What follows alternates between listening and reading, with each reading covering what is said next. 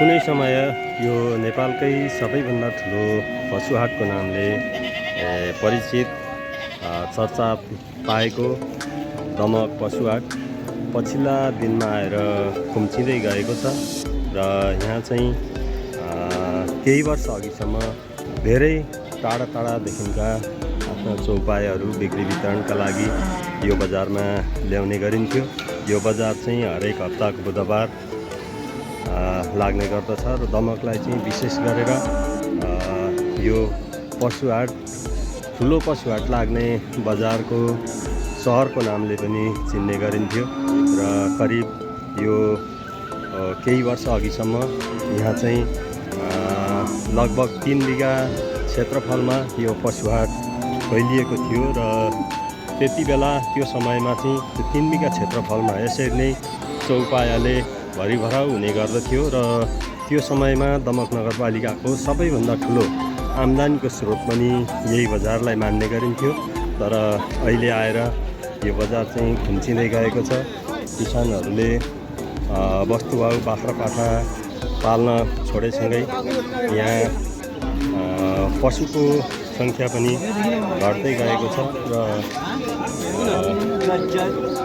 यो अहिले समय फेरिँदै जाँदा यो पशु बजार सञ्चालनमा कमी आउन थालेको छ र व्यापारीहरू घर घरमा पुग्ने र किसानका घरबाट नै पशुहरू खरिद बिक्री गर्ने चलन बढेकाले पनि यो पशु बजारसम्म किसानले कमै मात्र पशुहरू ल्याउने गरेका छन् र यो बजारलाई चाहिँ यो पशुहाटको रूपले निकै ख्याति कमाएको दमक पशुहाट यो पछिल्ला दिनहरूमा आएर चाहिँ सीमित भन्दै गएको छ र यहाँ हामीले देखिरहेका छौँ। यहाँ चाहिँ नगन्य मात्रा मात्रै यहाँ पशुहरू देखिन्छ र यो नजिकै गरेको दसैँका कारण पनि आज यो बाख्राको खरिद बिक्री निकै चहल पहल बढेको देखिन्छ र यहाँ चाहिँ यो बाख्रा बजारमा मानिसहरूको निकै भिड पनि देखिएको छ।